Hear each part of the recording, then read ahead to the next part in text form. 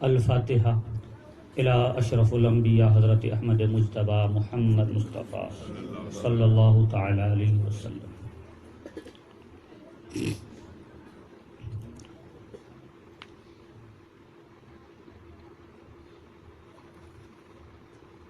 ان اللہ وملائکتہ یصلون علی النبی یا ایھا الذین آمنوا صلوا علیہ وسلموا تسلیما۔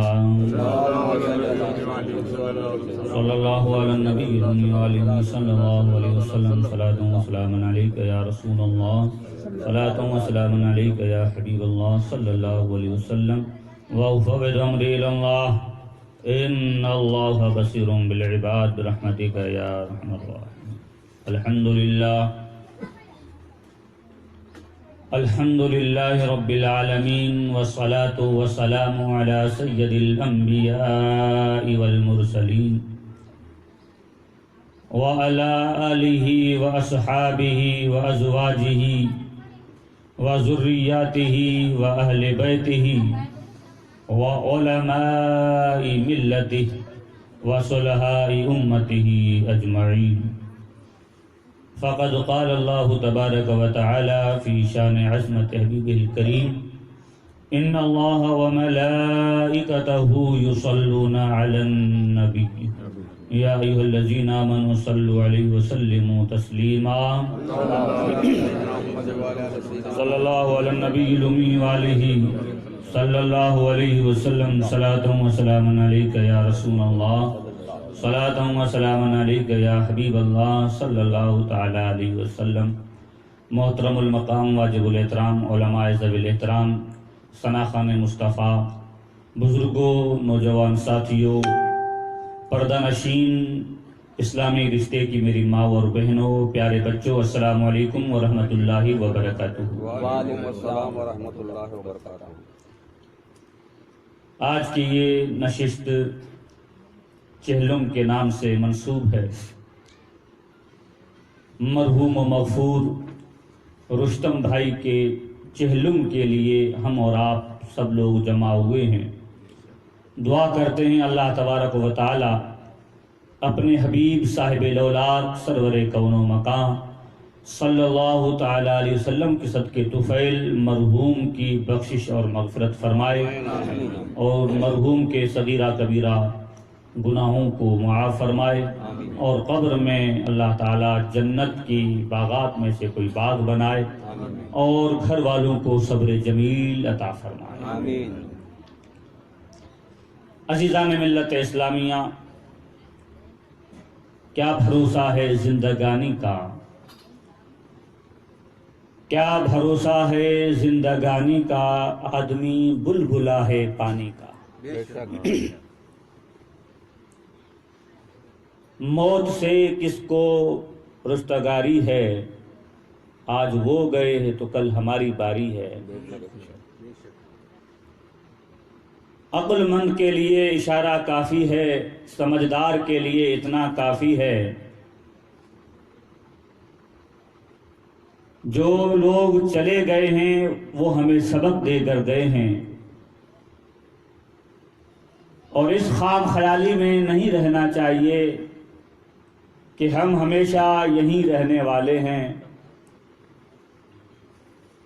نوجوان یہی سوچتے ہیں کہ ہم نوجوان ہیں، ابھی جوانی ہماری ہے، اور یہی جوانی کبھی ختم ہونے والی نہیں ہے، ایسا نہیں ہے۔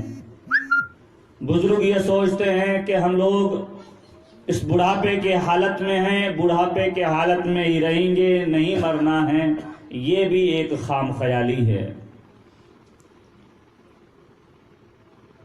مرد و زن ہر ایک یہی دل کی اور نفس کی ان دھوکہ اور دماغ کے ان خیالوں میں ڈوبا ہوا ہے کہ ہم تو ہمیشہ یہاں رہنے والے ہیں، ایسا نہیں ہے۔ اللہ تبارک و تعالی نے جو وقت مقرر کر دیا ہے، اس وقت میں ہم کو اور آپ کو سب کو جانا ہے۔ تو عقل مند تو وہ انسان ہے جو جانے سے پہلے وہاں کی تیاری کرے. دماغ والا وہ انسان ہے جو یہ جانتا ہے کہ میں یہاں ہمیشہ رہنے والا نہیں ہوں, مجھے آگے سفر طے کرنا ہے, ابھی آگے منزلیں اور ہیں, ان منزلوں سے مجھے پار ہونا ہے. ایک ہی منزل نہیں, نہ جانے کتنی منزلیں ہیں جو مجھے پار کر کے آگے کی طرف جانا ہے. میرا یہ سفر جاری رہے گا. تو جو سفر مجھے آگے کرنا ہے اس سفر کے لیے مجھے تیاری کرنی چاہیے. عقل مند وہی بندہ ہے جو اس سفر کے لیے نمازوں کی تیاری کرے, نیکیاں اکٹھی کرے, خیر خیرات کرے, اللہ کی راہ میں کچھ صدقات, کچھ فطرہ, کچھ ایسے نیک کام کرے جو کل قیامت کے دن بھی کام آئے. اس سے پہلے مرنے کے بعد جو پہلی منزل ہے قبر کی, اس قبر کے اندر بھی ہمیں وہ نیکیاں کام آئیں, ایسا کام کرنا چاہیے. ہم اور آپ جانتے ہیں کہ دنیا کے اندر جس انداز میں ہم رہتے ہیں اسی انداز کے ہم فیسلٹی کو بھی ڈھونڈتے ہیں. اچھا مکان چاہیے رہنے کے لیے, چلنے پھرنے گھومنے کے لیے, بہترین گاڑی کی ہمیں ضرورت رہتی ہے, بدن ڈھانکنے کے لیے اچھے لباس کی ضرورت ہوتی ہے, اور ہم اچھے دکھیں, ہمیں خوبصورتی ہمیں ہمارے چہرے سے نکلے, اس کے لیے ہم اچھے سے اچھے ایسے کام کرتے ہیں جس سے ہمارے چہرے پر روشنی آ جائے. یعنی کہ دنیا کے اندر رہتے ہوئے ہم بہت ساری محنتیں اور کوششیں کرتے ہیں. تو اس سے ہمیں پتہ چلتا ہے اور ہمارا دل یہ کہتا ہے کہ ہماری عمریں 20, 30, 50, 100 سال تک کی ہماری عمریں ہیں. جب تک ہم دنیا میں رہیں, جب تک ہم لوگوں کے بیچ میں رہیں, اچھے نظر آئیں, اس لیے کہ لوگوں کی ہمارے اوپر نظر پڑتی ہے اور ہم یہ سوچتے ہیں کہ ہم دنیا میں رہ رہے ہیں. عقل مند انسان وہ ہے کہ دنیا کو بسانے سے پہلے, دنیا کو سجانے سے پہلے, دنیا کو زینت و آرائش سے پارستہ کرنے سے پہلے ان سارے کاموں سے بہتر اگر کوئی بندہ سمجھنا چاہے کہ دنیا میری اچھی ہو یا نہ ہو, دنیا میں رہنے کے لیے کوئی اچھا مکان ہو یا نہ ہو, اگر میری آخرت سنور جائے, اگر آخرت کے لیے میں کچھ تیاری کر لوں تو پھر مجھے یہاں اور وہاں کامیابی اور کامرانی مل سکتی ہے. اور موت تو ہر حال میں آنی ہے. آپ امیر ہو جائیں, آپ اپنے ارد گرد ہزاروں باڈی گارڈ رکھ لیں, آپ اچھے سے اچھے بنگلے میں رہ لیں, آپ اے سی والے روم میں رہیں, یا مہنگی سے مہنگی گاڑی کے اندر گھومیں, مگر جب موت کو آنا ہے تو نہ وہ آپ کے باڈی گارڈ کو دیکھے گی, نہ آپ کے اس بند کمرے کو دیکھے گی, نہ آپ کے اس سیکورٹی کو دیکھے گی, نہ آپ کے رہن سہن کو دیکھے گی. جب موت آئے گی جس حال میں تم ہوگے اسی حال میں اٹھا کر چلی جائے گی. پرانے زمانے کے اندر کسی شخص نے سنا کہ موت آنی ہے, پوچھا کسی سے, اللہ والے سے, کہ بتاؤ مجھے موت آئے گی, کہاں موت آئے گی, پوچھا کس حال میں موت آئے گی اور کیا بہانہ بنے گا. معلوم ہے پہلے موت ڈائریکٹلی آیا کرتی تھی, سیدھی موت آتی تھی, پکڑ کر بندے کو چل دیتی تھی ڈائریکٹ, کوئی ہیلا نہیں, کوئی ایکسیڈنٹ نہیں, کوئی پیٹ کی بیماری نہیں, کوئی سر میں درد نہیں, کوئی کینسر کی تکلیف نہیں, کوئی لکوا فکوا نہیں, ڈائریکٹ بیماری کوئی نہیں. بس جب موت آنا ہوتی تو سیدھی چلی آتی. حضرت موسیٰ کلیم اللہ کے پاس بھی جب موت آئی, اللہ تبارک و تعالیٰ نے اس ملک الموت کو بھیجا تو موسیٰ کلیم اللہ کو غصہ آ گیا, اور حضرت موسیٰ کلیم اللہ نے اس فرشتے کو, جو موت کا فرشتہ ہے, جو ملک الموت ہے, اس کو جب قریب آئے وہ روح قبض کرنے کے لیے, تو موسیٰ کلیم اللہ نے, اللہ کے نبی نے اس فرشتے کو تھپڑ مار دی. اس کے بعد اللہ تبارک و تعالیٰ نے قانون چینج کر دیا. اللہ تبارک و تعالیٰ نے قانون کو بدل دیا کہ اب سیدھی موت نہیں آنی ہے, کبھی بیماری ہو کر موت آئے گی، کبھی ایکسیڈنٹ ہو کر موت آئے گی، کبھی جو ہے لکوے کی بیماری ہوگی، کبھی کینسر کی لا علاج بیماری ہوگی، کبھی کیا ہوگا، اس انداز میں موت آئے گی۔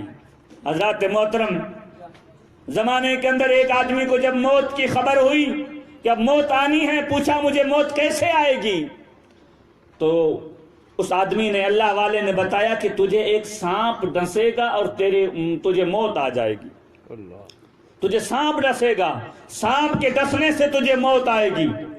اللہ اکبر کبیرہ۔ جب اس نے یہ سوچا کہ سانپ آئے گی، سانپ آئے گا مجھے ڈسے گا تب میں مروں گا، ہے نا؟ بہانے سے موت آتی ہے۔ کیا اس کی کیا ضرورت تھی یار، 10 منٹ کی بات تھی، اب پلا دو۔ درود پاک پڑھیں، اللہم صلی وسلم وبارک علی سیدنا مولانا محمد صلی اللہ علیہ وسلم۔ آج ہمارا اور آپ کا حال یہی ہو گیا ہے۔ ہمارے پڑوس میں موت ہوتی ہے، ہمارے ارد گرد میں کہیں موت ہوتی ہے۔ پڑوسی میں میرا گھر ہے، آپ کا بھی گھر پڑوس میں ہے، اور آپ کو پتہ چلتا ہے کہ موت پڑوس میں ہوئی ہے، تو ہم اور آپ کیا سوچتے ہیں؟ پہلے گھر پہ کھا لو، گھر پہ پی لو، بعد میں موت والے کے گھر پہ چلو، اس لیے کہ جب تک نہیں دفنایا جائے گا ہمیں کھانا نہیں کھانے کو ملے گا۔ ہماری اور آپ کی یہ سوچ ہو گئی ہے۔ زمانے کے اندر دیکھو، پرانے زمانے میں جہاں موت ہو جایا کرتی تھی، اڑوس پڑوس کے گاؤں کے اندر اگر پتہ چل جاتا تھا کہ پڑوس میں موت ہو گئی ہے، گاریادار میں اگر موت ہو گئی ہے، تو 10-15 کلومیٹر ارد گرد کے جو گاؤں ہوا کرتے تھے، جیسے ہی ان کے کانوں کے اندر یہ بات پہنچتی تھی، یہ خبر پہنچتی تھی، تو وہ لوگ وہاں کھانا پینا بند کر دیتے تھے۔ ان کے گھروں میں چولہا نہیں جلتا تھا، وہ چل کر موت والے گھر پہ آیا کرتے تھے، اور جب تک انہیں دفنایا نہیں جاتا تھا تب تک کچھ کھاتے پیتے نہیں تھے۔ اور آج ہمارا اور آپ کا یہ حال ہے کہ پہلے کھا لو، پی لو، پیٹ بھر لو، پھر وہاں جس کے گھر جائیں گے پتہ نہیں کہاں کہاں سے لوگ آئیں گے، ان کا انتظار کرنا ہوگا، پھر قبرستان جائیں گے، وہاں تھوڑی دیر لگے گی، پھر واپس لوٹ کر آئیں گے، یعنی کہ بہت دیر ہو جائے گی۔ نوجوانوں، بزرگوں، میرے سنی بھائیوں، کیا ہم 2-4-5 گھنٹے انتظار نہیں کر سکتے؟ کیا جس کے گھر میں موت ہوئی ہے اس گھر والوں کے ساتھ ہم ذرا سی جو ہے وہ ساتھ ان کا نہیں دے سکتے؟ لیکن ہم اپنے پیٹ کے لیے سب کچھ کر لیتے ہیں۔ کاش ان کے غم کے اندر ہم بھی کبھی شریک ہو جایا کریں۔ یہ کچھ کھایا پیا یہی نکل جانا ہے۔ اگر کسی کے ساتھ، اگر ان کے غم کے اندر ہم شریک ہوں گے تو وہ محبت سے اگر ہمیں دعا دے دے گا تو ہمارا کام بن جائے گا۔ موت بہانے سے آتی ہے۔ اس نے جب یہ سنا کہ سانپ آئے گا، ڈسے گا اور موت ہو جائے گی، تو اس نے اپنا بندوبست کیا، ایسا بندوبست کیا، چاروں طرف آدمیوں کو لگا رکھا، اور بہترین کاریگروں کو بلا کر ایک کوٹھری تیار کروائی، ایک ڈبہ تیار کروایا بہترین، جس میں کوئی سوراخ نہ ہو۔ بھائی سوراخ ہو تو سانپ اندر آئے گا، سانپ کو اندر آنے کے لیے کوئی نہ کوئی سوراخ چاہیے، جگہ چاہیے۔ اس نے ایک کوٹھری تیار کروائی، اور دیکھا کہ پوچھا تھا موت کب آئے گی، کہا فلاں دن تجھے موت آئے گی۔ اس بند کوٹھری کے اندر خود جا کر وہ بندہ بیٹھ گیا کہ اب اندر میں بیٹھا ہوں، سانپ آئے گا نہیں، جب سانپ آئے گا نہیں تو ڈسے گا نہیں، ڈسے گا نہیں تو میں مروں گا نہیں۔ بس یہی ارادہ اس کی دل کی جو ہے خام خیالی میں وہ ڈوبا ہوا اس بند کوٹھری کے اندر بیٹھا رہا۔ اللہ کی کرنی، اور اس نے جو قانون بنا دیا ہے وہ حق ہے، اور اس قانون سے ایک رائی کے دانے کے برابر بھی آگے پیچھے نہیں ہو سکتا ہے۔ جب موت آنی ہے اس نے لکھی ہے، اسی وقت آنی ہے۔ اب وہ بند کوٹری میں رہنے لگا، اب اندر ہوا بھی نہیں آ سکتی کیونکہ اتنا وہ پیک کر رکھا تھا۔ کچھ دن اندر گزارے اس نے۔ اب جیسے جیسے دن قریب آ رہے تھے وہ اپنی خام خیالی کے اندر ڈوبا ہوا تھا کہ مجھے موت نہیں آ سکتی، میں نہیں مرنے والا، ایک دن ہے اگر یہ گزر گیا تو پھر میں نہیں مروں گا۔ اللہ کی کرنی کہ اسے پسینہ ہونے لگا، اور پسینے سے وہ لبریز ہو گیا، اور پسینہ جب ہوا بدن کے اندر سے میل نکلی، پسینہ ہوا، میل جمع ہوئی، اور جیسے ہی وہ میل جمع ہوئی، جمع ہونے کے بعد اس میل سے ایک سانپ بنا، اسی سانپ نے اس بندے کو ڈسا اور اس کی موت ہو گئی۔ ہزاروں کوششیں کر لی بچنے کی، ایک بہترین کوٹھی بھی بنا لی کہ میں نہیں مر سکتا، مگر جو اللہ نے قانون بنا رکھا تھا کہ نہیں تجھے موت آئے گی، سانپ کے ڈسنے سے ہی آئے گی، پسینہ ہوا، میل جمع ہوئی، سانپ بنا اور اسے ڈس لیا گیا اور وہ مر گیا۔ موت سے بچنے کی بہت کوشش کی مگر بچ نہیں سکا۔ اور ایک آخری بات بتا کر میں اپنی بات کو ختم کروں۔ ایک اور آدمی، اس نے بھی یہی سوچا کہ موت مجھے کہاں آنی ہے۔ کسی بزرگ نے بتایا کہ تجھے موت فلاں علاقے کے اندر آنی ہے۔ اس نے کہا میں تو یہاں ہوں، موت کب مجھے آئے گی، اور میں جب تک وہاں نہیں جاؤں گا تب تک موت نہیں آئے گی۔ اللہ اکبر کبیرہ۔ جب دن قریب آتے گئے، دن قریب آتے گئے، اس نے تو سوچا تک نہیں تھا کہ دوسرے ملک میں جائے گا، وہ دوسرے علاقے میں جائے گا، وہاں اس کو موت آئے گی۔ اس نے کبھی جو ہے سپنے میں بھی نہیں سوچا تھا، خواب کے اندر بھی نہیں سوچا تھا۔ جیسے ہی وہ دن قریب آیا کہ بس ایک دن باقی ہے موت کا، اچانک ایک ہوا کا طوفان بنتا ہے۔ ایک ایسا طوفان بنا جس طوفان نے اس بندے کو یہاں سے اٹھایا، کچھ ہی لمحوں میں اس بندے کو ایک ملک سے دوسرے ملک چھوڑ دیا۔ جیسے ہی وہ دوسرے ملک کے اندر پہنچتا ہے، اللہ کی قدرت اس کو وہی موت آ جاتی ہے۔ اللہ نے فرمایا ہے کل نفس ذائقۃ الموت، ہر نفس کو موت کا مزہ چکھنا ہے، موت تو آنی ہے، برحق ہے، کسی بھی حالت میں آنی ہے۔ اللہ کے پیارے رسول صلی اللہ علیہ وسلم ارشاد فرماتے ہیں جو جس حالت میں مرے گا اسی حالت میں اٹھایا جائے گا۔ جو جس حال میں دنیا میں مرے گا قیامت کے دن اسی حالت میں اٹھایا جائے گا۔ اگر کوئی نماز پڑھتا ہوا یہاں دنیا میں مر جاتا ہے تو قیامت کے دن وہ نماز پڑھتا ہوا اٹھایا جائے گا۔ کوئی قرآن کی تلاوت کرتے ہوئے مر جاتا ہے، کل قیامت کے دن اسے قرآن کی تلاوت کرتے ہوئے اٹھایا جائے گا۔ آج اگر ولیوں کی صحبت میں اگر کوئی کسی کا انتقال ہوتا ہے تو ولیوں کی صحبت میں اٹھایا جائے گا۔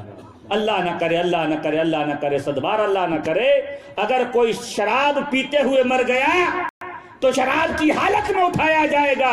اور حضور فرماتے ہیں اگر کسی کے پیٹ میں ایک قطرہ بھی شراب کا چلا جاتا ہے تو اس بندے کو اللہ تعالیٰ جنت میں نہیں بھیجے گا، اس کا ٹھکانہ جہنم ہے۔ آج میرے نوجوان ساتھیوں، آج ہمارے اور آپ کے دن کس انداز میں گزرتے ہیں؟ شراب نوشی، زنا خوری، جوا اور یہ بیاج، یہ بیماریاں ساری ہمارے اندر ہیں۔ مرنا تو ہے ہی، مگر کیا وہ اچھا ہو کہ اچھی موت آئے، محبت رسول والی موت آئے۔ اب اس کے لیے ہمیں کیا کرنا ہے؟ آخری پیغام دے رہا ہوں، اس کے لیے ہمیں کیا کرنا ہے؟ ہم تو نہیں پڑھے، ہم تو نہیں پڑھ پائے، اگر تھوڑا بہت پڑھے تھے تو اس کو بھی ہم بھول گئے۔ ہم تو مسجدوں کی طرف نہیں جاتے نمازوں کے لیے۔ اب ہمیں چاہیے کہ ہم اپنے بیٹوں کو، بچوں کو مدرسے کے اندر بھیجیں، اپنے بیٹوں کو مدرسے میں بھیج کر قرآن کی تلاوت کروائیں، قرآن انہیں سکھائیں۔ اس لیے کہ اگر کل ہمیں بھی موت آنی ہے، ہمارے مرنے کے بعد اگر ہمارا بیٹا قرآن پڑھا ہوگا تو قرآن کی تلاوت کر کے ہمارے لیے ایصال ثواب کرے گا۔ اگر ہمارا بیٹا قرآن پڑھا ہوا نہیں ہے تو دوڑے گا مولوی صاحب کے پاس، مولوی صاحب میرے ابو کے لیے قرآن پڑھ کے دو۔ اللہ معاف کرے، اور مولوی بھی اگر میرے جیسے مل گئے تو پھر یہی کہیں گے ہاں قرآن ہو گیا تمہارا، جاؤ ایک قرآن ہم نے پڑھ دیا ہے۔ ارے بھائی، جو بیٹا قرآن پڑھ کے ایصال ثواب کرے گا وہ کوئی اور نہیں کر سکتا ہے۔ اگر تمہارا اور ہمارا بیٹا قرآن کی تلاوت کرنے والا ہوگا تو وہی قرآن کی ایصال ثواب کر سکتا ہے۔ اس لیے میں نویدن کرتا ہوں، آپ حضرات سے گزارش کرتا ہوں، بالخصوص آپ کی اور ہماری اس سپاہی سماج کو، ہمارے بچے کہیں پڑھنے نہیں جاتے ہیں، پورے ایریے کے 8-10 بچوں کو چھوڑ کر کتنے گھر ہیں؟ بہت سارے گھر ہیں، لیکن پڑھنے کے لیے ہمارے اور آپ کے بچے نہیں جاتے۔ کیوں نہیں جاتے؟ کہ ہم نے انہیں یا تو کام کاج میں لگا دیا ہے یا تو ایسے ہی رکھنے کے لیے چھوڑ دیا ہے۔ خدا را اپنے بیٹوں کو پڑھاؤ۔ آپ کے قریب میں جامع مسجد ہے، جامع مسجد کے اندر مدرسہ چلتا ہے، آپ اپنے بیٹوں کو پڑھاؤ. اگر آپ دوسرے علاقے میں رہتے ہو تو وہاں بھی آپ اپنے بیٹوں کو پڑھاؤ, بچوں کو تعلیم دلاؤ. آج تعلیم اتنی ضروری ہے, قرآن کی تلاوت, قرآن کی تعلیم اتنی ضروری ہے جتنا آدمی کے لیے کھانا پینا ضروری نہیں ہے.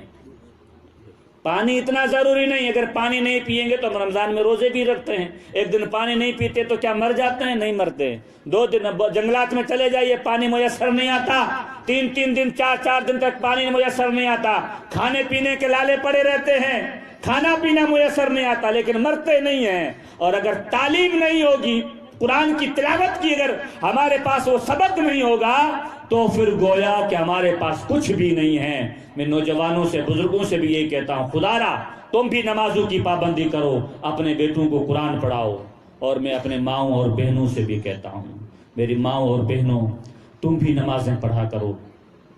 ارے ماؤں اور بہنوں کی گود میں بیٹھنے والا, ان کے پیٹ سے جنم لینے والا بیٹا, اگر ماں نیک صالح ہوتی ہے, اگر ماں قرآن کی تلاوت کرنے والی ہوتی ہے, اگر ماں قرآن کی ایسی تلاوت کی جو ہے پابند ہوتی ہے کہ صبح اٹھتے ہی قرآن کی تلاوت کرے, تو بیٹا غوث اعظم جیسا پیدا ہوتا ہے. اگر ماں نیک صالح ہوتی ہے تو بیٹا ہندوستان کے راجا مہاراجا غریب نواز جیسا پیدا ہوتا ہے. اگر ماں نیک اور صالح ہوتی ہے تو بیٹا بھی شیخ الاسلام اور حضور دادا باپو اور سرکار دلاور پیا جیسا شہزادہ پیدا ہوتے ہیں.